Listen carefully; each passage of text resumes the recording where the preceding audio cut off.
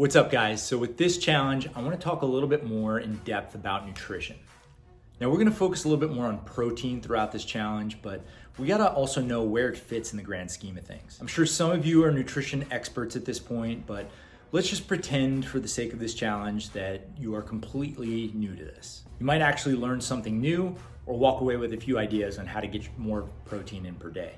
So let's do an ultra simplified, high-level nutritional concepts review. And today we'll talk about calories. I want you to think about calories as fuel or energy for your body. The average number of calories that you take in is going to dictate your body weight.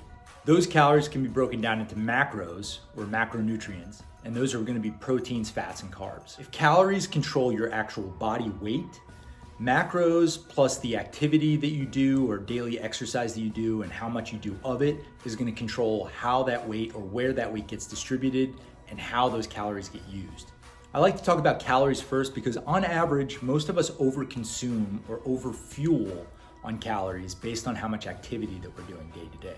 Now I say on average because most of us have tried some type of fad diet or starved ourselves for a few days. Yes, we create a caloric deficit, but generally what happens is we overcorrect or overeat at some point. That overcorrection ends up negating all the caloric deficit that we just created. Maybe you last for a few days, maybe you last for a few weeks. The point is, most people end up exactly where they started or sometimes even gain even more weight. In my experience, the more extreme the change, the more extreme the rebound. So just like in our training, I like to make the smallest possible change that moves us in the right direction, make it effortless, then build on it from there. We really want to make this nutrition stuff effortless. And in order to do that, we need to build habits and systems into our daily lives. Okay, so at this point, you're probably thinking, Jay, I don't want to be one of those people that counts my calories all the time. I get it.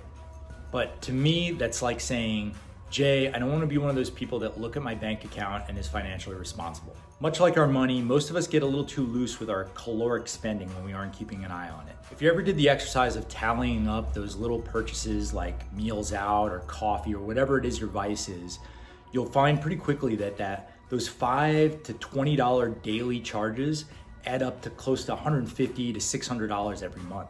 Those seemingly small, insignificant little spending things that you do every day add up over time.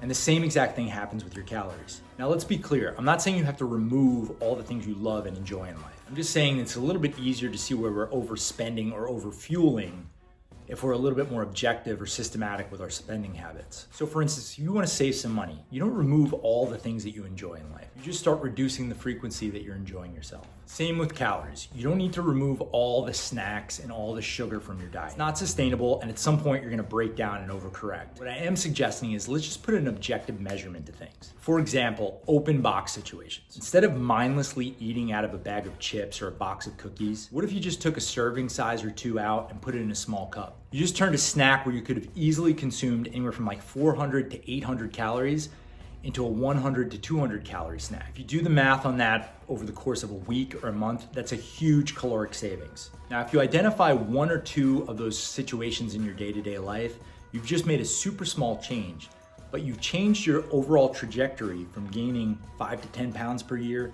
to actually losing 5 to 10 pounds per year. And I know some of you are gonna say, but Jay, I eat all organic, non-GMO, grass-fed, whatever. Cool story, Hansel.